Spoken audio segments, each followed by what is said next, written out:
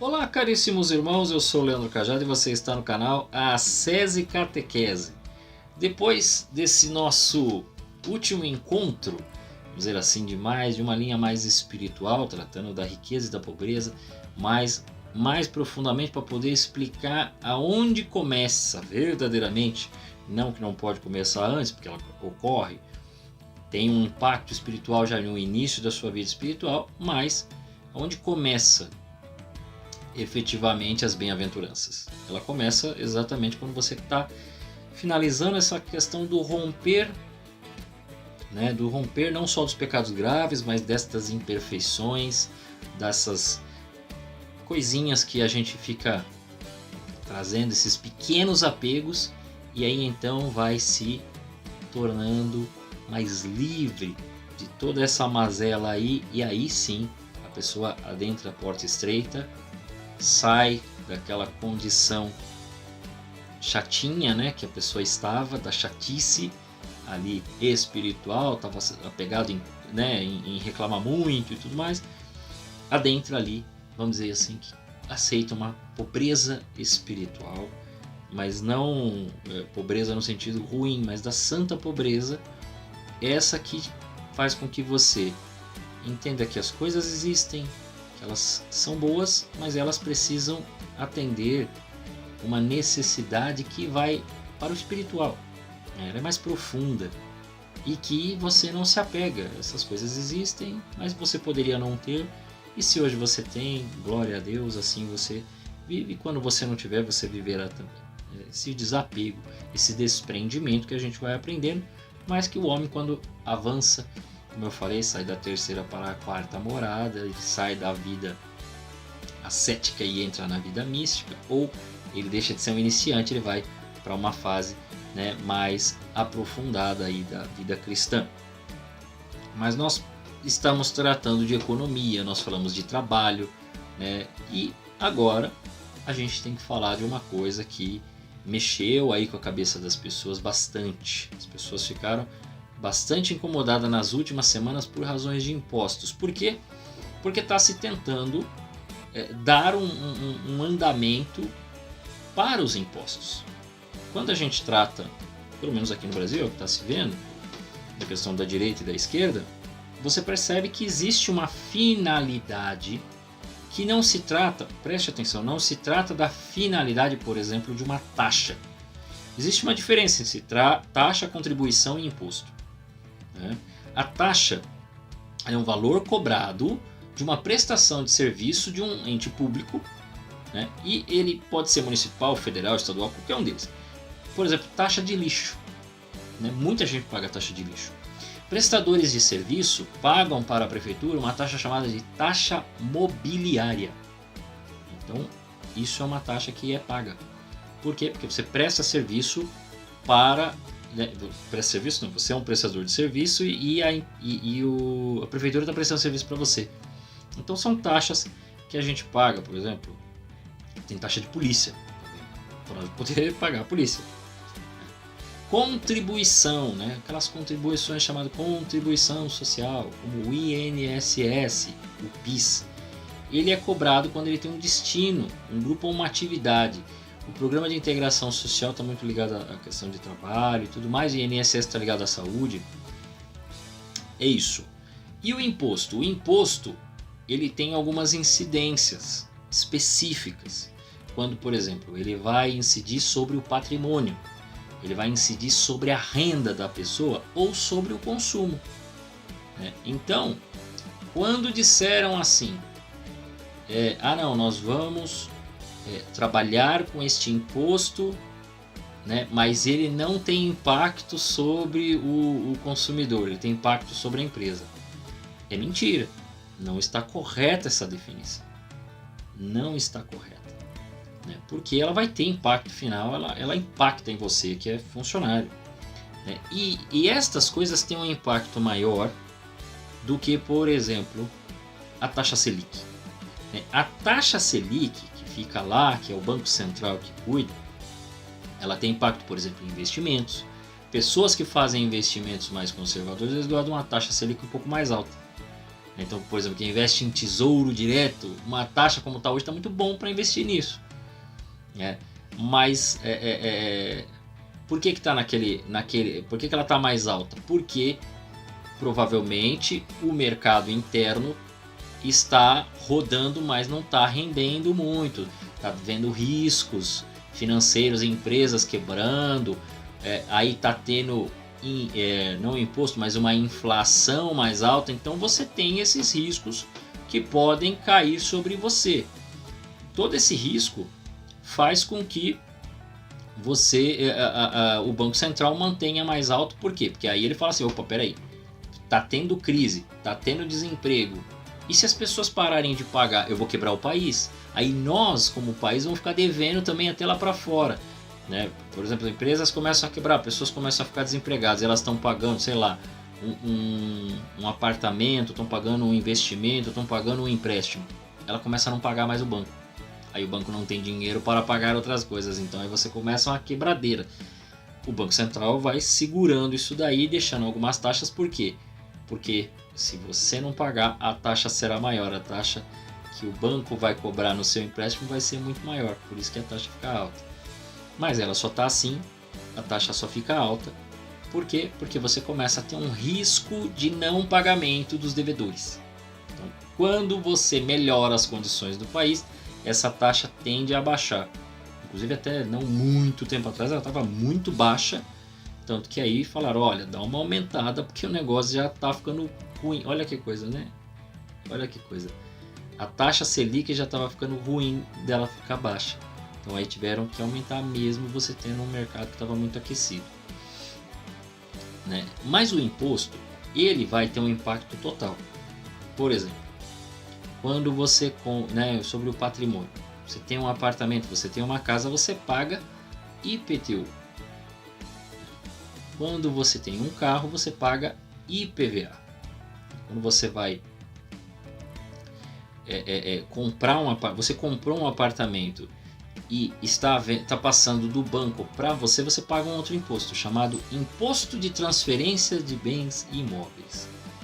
Por quê? Porque está transferindo do banco para você. Ou não é do banco, é da empresa que está te vendendo o apartamento para você. Então você paga, para você ter escritura, você paga esse imposto de transferência de bens imóveis, que aonde eu comprei era 4% do valor do imóvel. Então não é pouquinha coisa não. Então, se um dia você for comprar um apartamento, lembre-se disso que eu estou te dizendo. Procura saber quanto é o ITBI, né? Fala, tá para sair o apartamento, vai sair a escritura, vou lá para assinar. Quanto é o ITBI? Vai para não tomar na cabeça, igual eu cheguei lá, não sabia que tinha que pagar isso daí. Eu falei, ITBI é 4%. Eu falei, meu Deus do céu, mas eu não venho com dinheiro. Não faz tanto tempo, mas a gente ainda assinava cheque. Né? Assinou-se um cheque, entregou para ele. Ai, meu Deus do céu. Que coisa terrível. Então fique esperto, tá bom? Depois a gente tem sobre a renda, o imposto de renda, o famoso leão, que todo mundo está fazendo. Aí o imposto tem que fazer imposto de renda. Ai, será que eu vou pagar? Será que eu consigo recuperar isso? Talvez consiga recuperar. O que você comprou? O que você pagou? Você costuma ajudar alguma instituição? Você paga cursos? Né? Você fez algum curso, alguma faculdade, alguma coisa? Você consegue colocar para ver se você recupera. Ou então pelo menos para você não pagar mais. Questões de saúde também. Você pagou algum tratamento, pagou consulta e tal, guarda tudo isso, guarda as notas e depois apresenta, coloca essas notas lá relacionadas à educação, relacionadas à saúde. E o outro é sobre o consumo. Você tem IPI, imposto, sobre produtos industrializados, ICMS, famoso ICMS, tudo que você compra tá lá, né? Tá lá o ICMS, caramba, né? Esse é estadual. PIS/COFINS, o ISS, alguns impostos, tem muitos outros, tá? Tem muitos outros. Tem um que ficou famoso agora, que é o imposto de importação. Tá muita gente, imposto de importação, por quê? Eu vi um vídeo lá, a mulher brava porque ela comprou alguma coisa, acho que dessas lojas novas aí que vendem roupas e tudo mais, ela pagou, acho que ela comprou, o produto valia R$200 e só de imposto ela pagou 500. Eu paguei mais que o dobro de imposto. É verdade, meu amigo.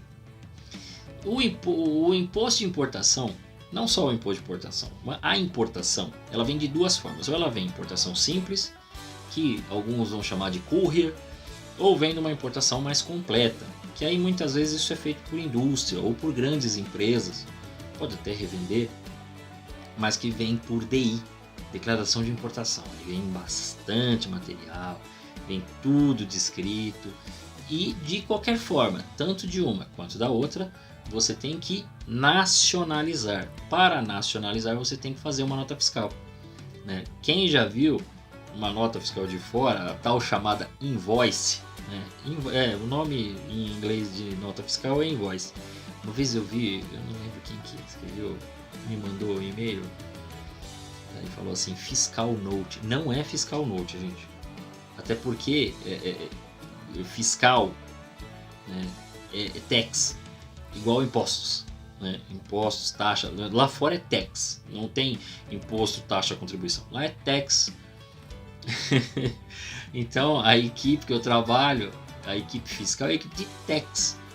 Então tá lá a invoice, não é fiscal note, pelo amor de Deus. E aí vem uma folha, é uma folhinha assim. Aí vem só a descrição dos produtos, tal, e o valor que tava. Tem um número lá, um código. Mas os caras nem se preocupam muito com isso, né? Eles vão lá, pagam o imposto deles e tá tudo bem. Eles pagam o imposto, tá? Eles pagam o imposto. É que a diferença, por exemplo, nos Estados Unidos, o ICMS, lá eles não pagam sobre a circulação. Aqui é o imposto sobre circulação de mercadoria e serviço. É porque tem, sabe por que serviço? Porque tem a parte de energia elétrica. E na energia elétrica você paga ICMS, você não paga ISS. Pode olhar lá, olha lá na tua notinha. Não é ISS. Se você achava que você pagava ISS sobre energia elétrica, você está enganado.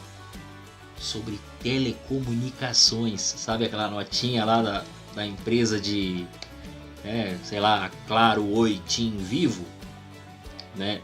É ICMS. Sobre telecomunicação é ICMS. Ah, mas não tem circulação de material. Então tem o serviço. Ele circula. Eles entendem que se o negócio vem pelo poste ou por redes de ondas da internet, ele circulou sobre o país. Ele circulou sobre o estado. Logo você tem que pagar o imposto, né, de circulação de mercadorias e serviços. Talvez você nunca tinha pensado nisso, né? Você nunca pensou nisso, né? Você sempre achou que poderia ser o ISS. Não é ISS, você paga ICMS. E se eu não me engano, é de 18% a 25% de telecomunicações, viu? Então é mais ou menos isso. Eu não sei se... Porque teve umas discussões recentes, né, de valor do imposto da alíquota. E acho que estava 18%, mas acho que estava 25% antes. Eu não sei se abaixou ou não. Então, quem trabalha com isso vai saber melhor. Não que eu não trabalhe, até mexo com essa parte aí, mas eu faço mais alguns cálculos prévios na parte de comunicações e eu estou usando 25%. Então, se eu não me engano, deu uma baixada para 18%. Mas veja o seu estado, é mais seguro. Não você que está vendo aí. Você já começa a ver que tem muito imposto e tem imposto para tudo. Tem para quem está produzindo o tal do IPI, tem para quem está prestando serviço, ISS, e tem o ICMS que pega e que está no estado todo. Além do ICMS, existe um ICMS que é chamado de substituição. ICMS-ST. ICMS-substituição tributária. Que é isso, Leandro? Tem mais isso também? Isso aí tá junto do ICMS. Não é o ICMS, tá? É um outro ICMS. Que é o quê? Eu sou o cara que estou produzindo o produto. Aí eu produzi. Eu vou vender para um distribuidor. E o distribuidor vai vender para você, consumidor final. Sabe como é que a coisa vai acontecer? Eu vou pagar toda a carga tributária. Vou pagar tudo. E você, quando você chegar, a sua nota está tudo zerado nos impostos. 0, 0, 0, 0. Você vai falar, nossa, não paguei imposto nessa nota. Na verdade você pagou o que eu paguei. Por quê? Porque eu vou colocar todos os impostos lá e vou passar para o distribuidor, a pessoa, tipo mercado. O mercado é um distribuidor, né? Distribuidor de alguma coisa, de bebida, de produto, de embalagem, né? Não paga nada. Eu sou o produtor, eu coloco todos os impostos lá. Eu estou pagando ICMS, ICMS-ST, PIS, COFINS, IPI. Estou pagando tudo isso. Eu faço o pagamento dos impostos. O meu fiscal vai fazer o pagamento dos impostos para o governo. Sabe o que acontece? No fim, quem vai pagar é o distribuidor e você paga por último. E tem uma coisa. Eu não vou fazer só colocar ali os impostos e você vai pagar no final. Você vai pagar também uma coisa que é impossível de tirar. Tem gente que não pensa isso, fala assim, não, porque perdem demais. Gente, as empresas precisam ter margem de lucro. Se elas não tiverem margem de lucro, como é que vai pagar o salário? Como é que eles vão sobreviver? Ninguém trabalha só por amor ao trabalho. Você trabalha para que você consiga ter um salário. Tendo esse salário você consegue pagar as suas contas, você consegue fazer outras coisas, você consegue fazer outros investimentos. Sei lá, você consegue pagar a escola do seu filho e tudo mais. As empresas precisam sobreviver para manter os empregos dos seus funcionários. Então ela precisa ter lucro. Não tem nada de errado nisso. Nada de errado. E a gente pode fazer um cálculo aqui, né? Vamos fazer uma hipótese. Vamos fazer uma hipótese aqui. Para você entender como é que a coisa funciona. E daqui a pouco, eu não sei se...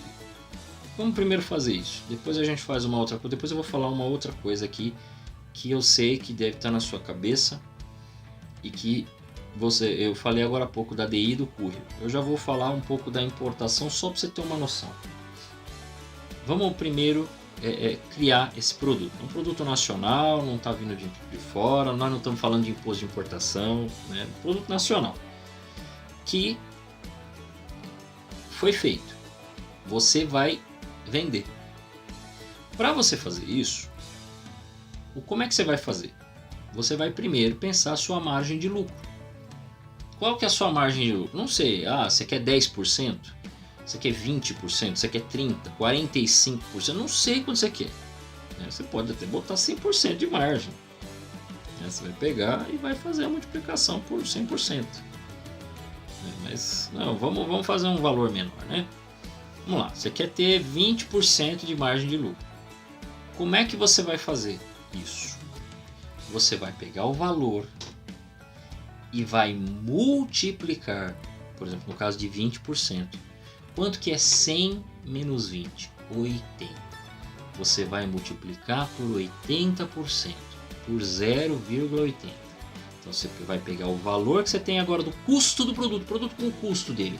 Porque você comprou, porque tem um monte de coisa ali e tal. O produto vale tanto. Quando você compra um produto, para você ter o custo dele, você tira os impostos. Todos os impostos que estavam embutidos nesse produto você comprou, tirou tudo. Não, ele já estava zerado. É porque você não é consumidor final. Uma pessoa que estava revendendo não é consumidor final, então tinha imposto. Ele tira tudo isso, ele tem um valor de custo. Ele vai embutir nesse valor de custo tudo que vai estar envolvido no processo, seja produtivo ou não. Estoque, tudo mais, né? Embalagem, que vai fazer uma embalagem, tem lá, tudo isso vai estar envolvido. Custos, tem um valor de custo, valor do estoque, gerou lá, você fez a entrada, o sistema de informação das empresas costuma já tirar os impostos e já incluir essas outras coisas que provavelmente o cara vai colocar, às vezes tem um item a mais, às vezes tem uma melhoria, tem uma embalagem diferente, tudo isso está embutido. Tudo isso vai gerar uma tabela de itens lá que vai compor o produto, vai gerar o custo do produto. Esse produto tem um custo, ele agora vai ser multiplicado pela margem de lucro. Essa margem de lucro nós definimos aqui 20%. Então quando for multiplicar o custo vezes a margem de lucro, você não vai fazer vezes 20%. Você vai fazer vezes 0,80. É dessa maneira que faz.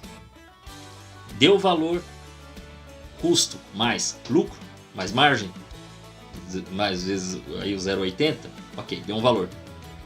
Esse primeiro valor você vai multiplicar pelo PIS/COFINS. Leandro, quanto é o PIS e COFINS? PIS e COFINS você faz 3,65. Tá? Tem um outro que é de 7,60. Não, esquece isso. Na grande maioria é 3,65, tá bom? Mas você vai multiplicar por esse valor novo agora por 3,65? Não, você vai multiplicar por 0,9635. Vai chegar num novo valor. Esse é o valor agora com PIS COFINS. Que você multiplicou, primeiro teve a margem, agora você multiplicou por PIS COFINS por 0,9635. Você chegou num novo valor. Ou seja, multipliquei pela margem, pum. Multipliquei pelo PIS COFINS, pum. E agora você vai multiplicar pelo ICMS. Quanto é a porcentagem do ICMS? É 0,12%. É 12%. Tá. Então vai ser por 0,88%. 0,88. Não precisa pôr por cento, não. 0,88. Você tem o valor por dentro. É assim que é chamado. O valor por dentro da margem e dos impostos. Por que por dentro, Leandro? Porque estes valores já estão embutidos para que, quando você pagar os impostos, você não fique com um valor abaixo do que você queria receber de margem de lucro. Se você fizer o valor por fora, você multiplicar por 20, por 3,65 e por 12, quando você pagar os impostos, o valor será menor. Você vai acabar pagando mais e o seu valor que você queria lucrar vai ser menor. Então não valeu a pena. Não valeu a pena isso que você pensou em fazer. Você perdeu. Então você tem que fazer o valor por dentro. Mas Leandro, pode fazer isso, né? Primeiro multiplica por dentro, colocando esse, ao invés de pôr o valor, né? Ao invés de pôr 12, põe 0,88. Ao invés de pôr 3,65, põe 0,9635, 0,9635. Ao invés da margem, você pôr por 20, você põe por 0,80. Exatamente, você tem que fazer isso, porque senão você vai perder dinheiro como produtor. Isso aí não tem uma lei que define, é um acordo. As empresas fazem assim. Todas as empresas fazem assim.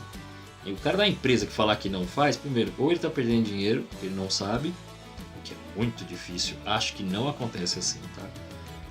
Eu desconheço empresa que não faz desse jeito. Todas as empresas fazem isso. E tem até conversas, né, do STF, né, que é a última instância, que faz análise fiscal também. E pelo que eu entendi, nunca houve ninguém que falou assim, isso é uma arbitrariedade, é um absurdo, não pode. Desconheço. Há um acordo de cavalheiros comercial geral. Isso é feito tanto, aqui eu falei de produto, mas poderia ser de serviço. Qual seria a diferença? A diferença é que você, ao invés de fazer sobre o 0,88, você ia fazer talvez por 0,95, né, que seria 5% de ISS, ou 0,98, 2%. Mas você ia embutir esses valores lá. Esses valores estariam por dentro lá e iam bater do mesmo jeito. Então, o negócio é esse. E é desta maneira que é feito. Bom, muita gente não sabe. E aí, você que chega lá no final, você vê lá o valor, talvez sem imposto, você está enganado, cara. Já foi pago esse imposto que você está pagando agora. É que você não sente porque está no valor final do produto. Aquele valor final lá, o valor total da nota, ele está com todos esses impostos embutidos. No caso de uma importação, piorou. Então, aquele papo de a empresa paga, não o consumidor final, é uma meia verdade. Porque realmente quem vai gerar, no caso do ICMS, a DARI, para pagar lá para o governo estadual, quem vai pegar, no caso de produto, né, no caso de um produto que vem para cá, tal, aí fazem alguma melhoria, então vai ter IPI, paga para o federal, ok. Mas isso daí no final vai vir num valor mais caro do produto para você. Eu vou pegar um exemplo aqui.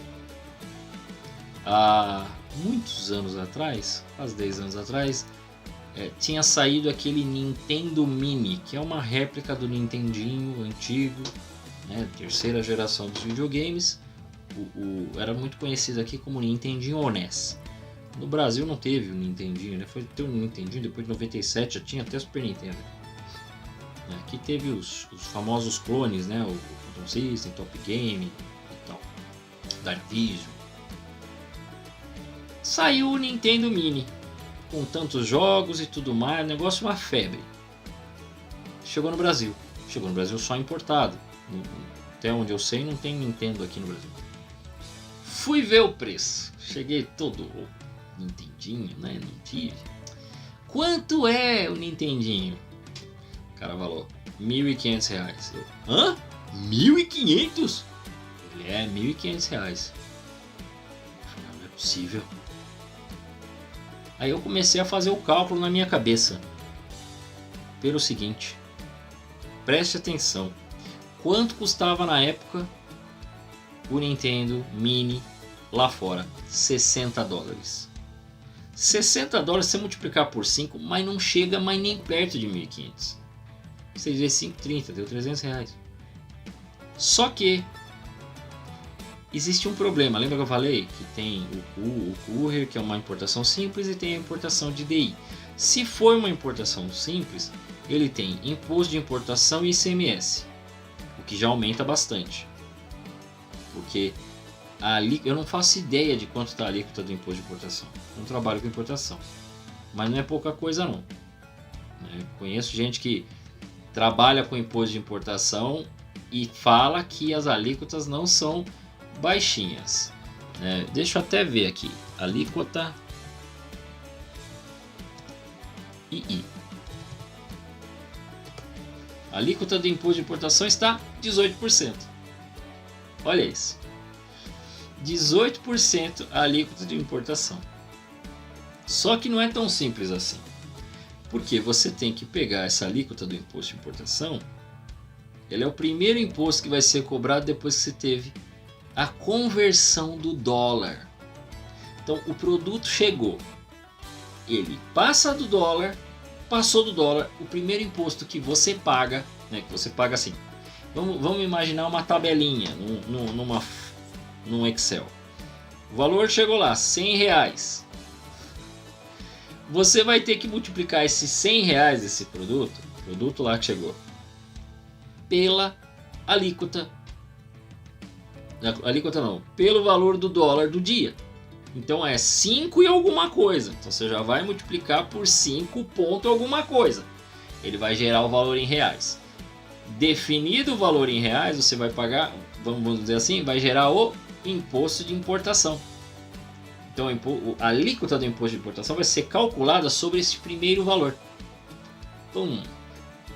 É a vinda simples, então depois do imposto de importação vem o ICMS. Então aí o ICMS também vai multiplicar, só que agora não mais sobre esse primeiro valor, sobre o valor mais II, imposto de importação. Esse valor é somado, tá? Então você tem o valor agora em reais, você vai multiplicar pelo imposto de importação, vai te dar um valor novo. Esse valor novo é a nova base, é a base do ICMS. Você vai calcular e vai gerar. Olha que beleza! Se for DI, aquele produto que, meu Deus, que vem aquele monte de coisa, quem já trabalhou com isso sabe. Então aí não é tão simples assim, gente. Você vai fazer pelo imposto de importação, você vai ter o valor em dólar, vai multiplicar pelo valor do dólar do dia que foi fechado na DI, quando fechou 5, alguma coisa, ele vai gerar esse primeiro valor. Ele vai ser a base do II. Se é um produto que vai ser produzido, vai ter IPI. Gerou? Vai ter PIS/COFINS. Aí depois do PIS/COFINS vai gerar um novo valor que você vai multiplicar, gerar uma base para depois você multiplicar pelo ICMS. E aí vai gerar o valor com ICMS e tudo isso é somado e gera um valor final, que é o valor do produto importado. Olha a loucura que é. Eu lembro que eu tinha uma planilha vasta quando fazia esse imposto. PIS/COFINS era mais confuso, hein? Era mais difícil do que é hoje. Hoje está mais simples o PIS/COFINS na importação, mas era um negócio de louco. Então, muita gente às vezes pensa assim que não tem impacto no consumidor final. Tem todo o impacto do mundo. Tem todo o impacto do mundo. Então, assim, ficam tentando jogar que não, não, a margem de lucro. Tem alguns que até aumenta mesmo a margem. Eu falo assim, os caras já estão tendo que pagar um montão de imposto, eu vou meter uma margem alta aqui, bem mais alta, já para lucrar logo, porque tá doido. Tem quem paga, né? Todo mundo sabe, eu não sei se foi o dono, o presidente da Hyundai aqui no Brasil, que falou, eu posso estar errando aqui quem falou, então não confirmo que foi ele. Mas que quando perguntado por que era mais barato comprar carro no México do que no Brasil, ele falou: a gente cobra o valor e o povo paga. A culpa não é minha, a culpa é de quem paga. Ou seja, ele está admitindo que é caro mesmo e ele está jogando o jogo do país. O país cobra um imposto super alto, então ele não vai ficar por baixo, também vai cobrar. A culpa é do empresário. Me desculpe, gente. A alíquota no Brasil. Alíquota não, os impostos no Brasil. Toda essa cobrança é a mais cara do mundo. E os caras não conseguem administrar o país e dizem que a gente paga pouco imposto. Aí chegam algumas pessoas e falam: imposto é roubo. Não, imposto não é roubo. O imposto deveria servir realmente para, após ser pago, ele retornar com essa prestação de serviço, com melhorias e tudo mais. Mas não é isso que acontece nesse país. Você às vezes não sabe nem para onde vem e nem para onde vai. Alguns impostos você não sabe nem o que aconteceu. Você não sabe nem como é que foi pago. Então tem impacto sim. Não adianta chamar de tax não sei o que, né? Digital tax, porque é imposto digital, tá? Tax é imposto digital. Então não adianta mudar nome, falar em inglês. Até me surpreende ficar tentando. Fosse épocas atrás que o pessoal, né, a gente com inglês era tão difícil. Hoje o pessoal muito melhor do que era, né? O pessoal ainda fica falando: a galerinha só sabe verbo to be. Hoje está muito melhor, até porque a gente habituado, tem contato com muitas coisas, então você acaba vendo, mesmo quem não sabe inglês acaba vendo muita palavra. Agora, não, as pessoas não vão pagar o imposto sobre os produtos digitais, não, nós vamos pagar digital tax. Para, né, meu? E ainda fala assim: não, vai ser a empresa, não vai ser o consumidor final. Vai ser a empresa. Se o produto realmente for ele tiver ST, né, substituição tributária, realmente ele vai pagar primeiro e você paga depois. Paga dentro do produto dele. Na tua nota não vai ter nada marcado de imposto. Vai tudo na cola dele. Não adianta ficar querendo enganar a população assim. Você vai pagar imposto de algum jeito. Vai sobrar para você. Porque a empresa vai colocar este valor do imposto dentro do produto. E não tem como ela tirar isso. Porque se ela tirar, ela acaba não tendo lucro. Ela vai pagar para trabalhar? Ela precisa ter o lucro. Ela precisa ter o valor para ela poder reinvestir. Nem só para pagar os funcionários ou para pagar os seus royalties, no caso do dono. Mas também para ela ter um dinheiro para reinvestir na empresa e fazer melhorias. E melhorar o produto, melhorar o acesso, melhorar as condições para atender melhor a demanda. É assim que funciona. Então, ela tira disso e joga nas suas costas. Por quê? Porque ela não vai ficar segurando todo o rojão que o Estado faz. Agora, isto gera na cabecinha de algumas pessoas uma ideia que fica muito em voga. E eu lembro há 10 anos atrás, 10, 11 anos atrás, que eu ainda acompanhava com mais frequência a televisão, e que a todo momento o jornalista, por causa de algum problema no município, no estado, às vezes até uma questão federal, perguntava para as pessoas: o que você acha? Você acha que isso é responsabilidade do governo, é responsabilidade do governador, é responsabilidade, não sei o quê? No sentido de que todos os serviços, todas as coisas, tudo tem que ser feito pelo Estado. E o pior, existem alguns que acreditam, algumas pessoas, né, alguns deputados, ou algumas linhas políticas que acreditam que é ele que resolve, né? O que eu estou fazendo aqui não é nenhum juízo de valor, se está certo ou está errado. Você pense aí, né? Por exemplo, a esquerda tem uma tendência de preferir mais impostos pagos pela população sobre serviços, e aí ele começa a fazer uma verificação de todo tipo de serviço que não está regulamentado e regulamentá-lo o mais rápido possível. Para quê? Para que ele possa cobrar mais impostos e que ele tenha uma arrecadação maior. Ele tenta não fazer o impacto, mas quando ele vê que não tem jeito, como por exemplo, estas empresas que não estavam pagando os impostos, e aí precisa ser cobrado. E aí sabe-se que muitos funcionários, né, pessoas que prestam serviço, né, o motoboy, que por exemplo faz entrega através dessas empresas de aplicativo, os caras estão vendo a possibilidade de regulamentar. Em que sentido? Destas empresas de aplicativo, seja do de carona, quanto os de entrega de produto na sua casa, né, de alimentos, na grande maioria, eles sejam todos colocados numa carteira de trabalho e sejam um funcionário regulamentado e não apenas uma pessoa que faz um investimento inicial ali e que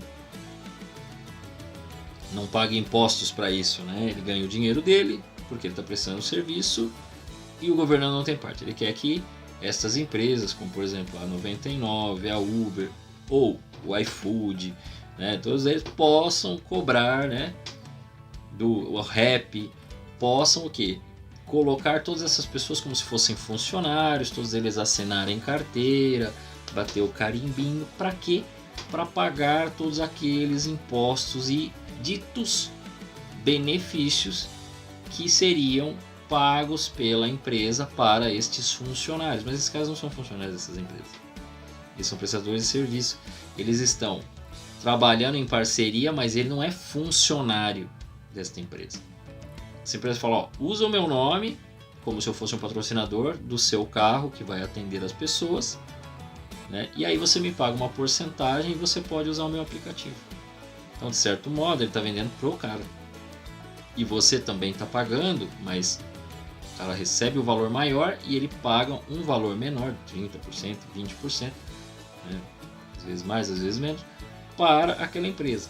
Os caras não querem que seja assim. Por quê? Porque se for assim, não paga INSS, né? Não paga contribuição social, não tem aquele negócio de FGTS, né? Não tem mais dinheiro entrando no governo, e aí para eles fica ruim.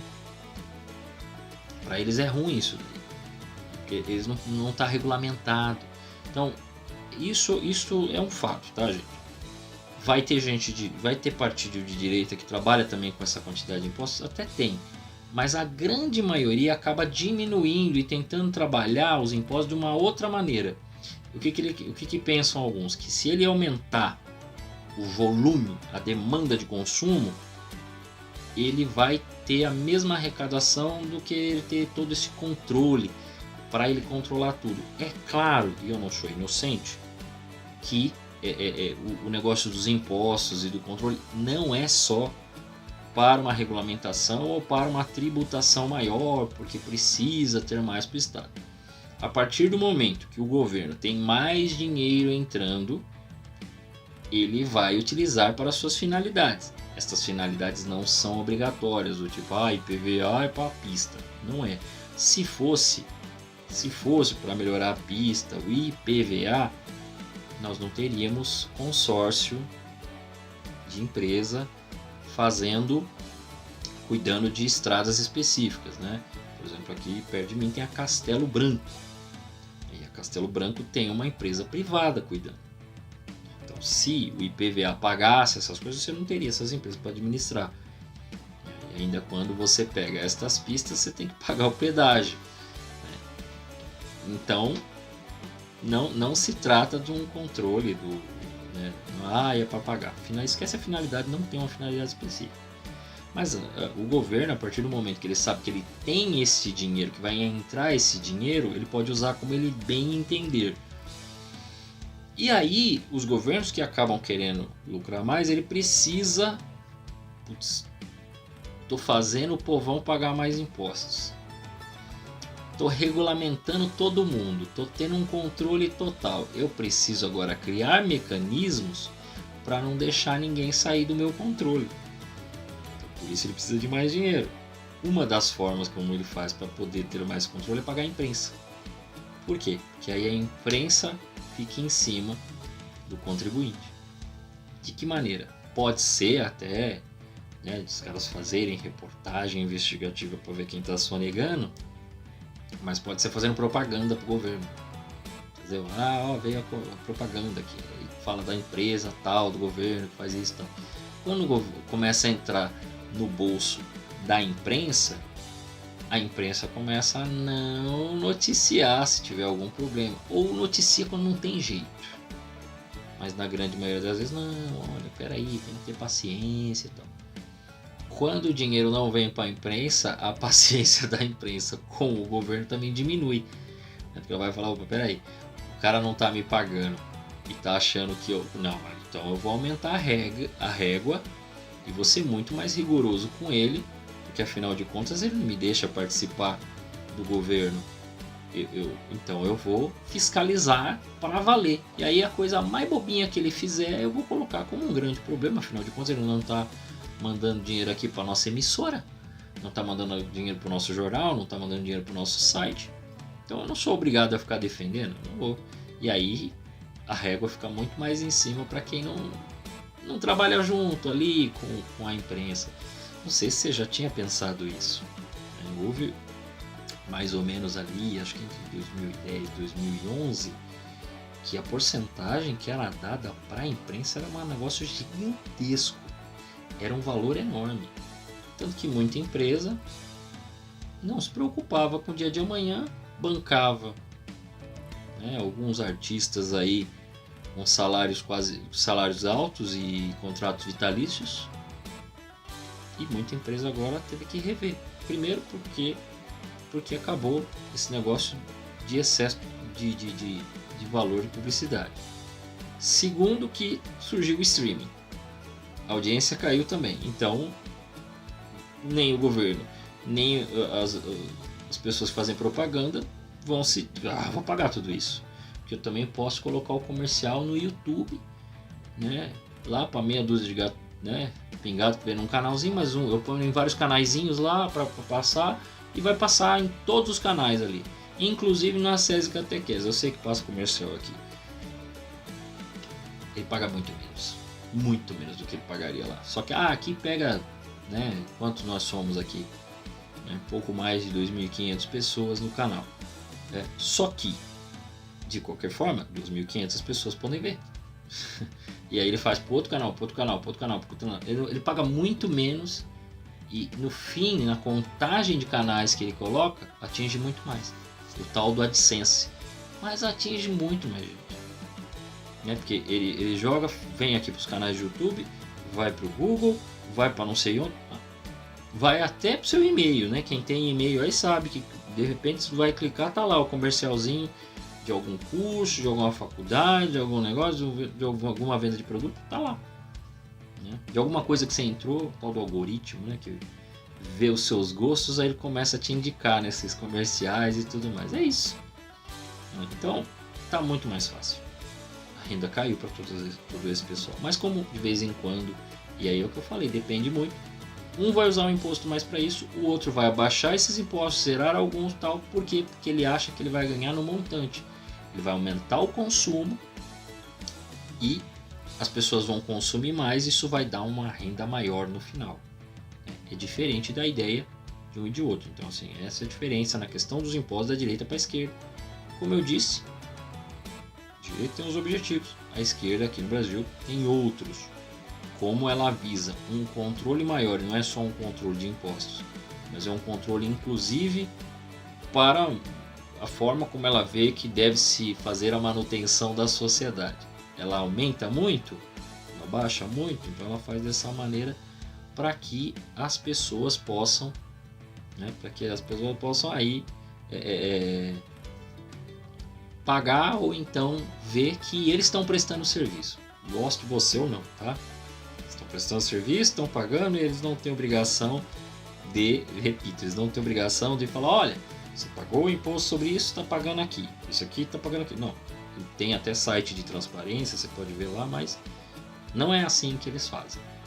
E quando necessário, você tem, né, com o pagamento de todos os impostos, você tem como amanhã falar para o pessoal do legislativo, do judiciário, falar assim, ó, vocês podem colocar aumento aí de salário, porque a gente está tendo uma renda boa, então vocês podem colocar aumento de salário. Aí os deputados ficam felizes, o juiz fica feliz, e aí você não, né, se amanhã houver qualquer problema político, o político que está no poder executivo está garantido, não vai ter impeachment, porque ele está bancando aumento para essa galera toda, para o administrativo, para a turma do legislativo, para a turma do judiciário, está protegido por causa dos impostos. Então, muitas vezes, os impostos têm esta finalidade, proteger e bancar a manutenção do poder do governo.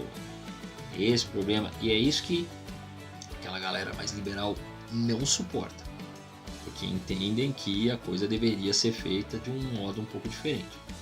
Talvez tivesse finalidade, talvez não fosse dessa maneira, mas bem mais baixo do que é hoje, porque tem muito imposto. Chega a ter imposto sobre imposto, às vezes até o mesmo imposto cobrado quase com uma tal de uma bitributação, que muita gente nem percebe, quando vai ver já pagou. Esse é o mínimo que você precisa saber para pagar imposto. Né? E que sim, você que paga o imposto. No final, é o contribuinte final que paga todos os impostos. Você pode, como eu disse, quem gera lá a guia de ISS é a empresa que presta serviço. Quem gera lá a DARI para pagar o ICMS é a empresa. Mas no final, quem paga é você, consumidor final. Eu espero que você tenha entendido. A todos vocês, que Deus os guarde.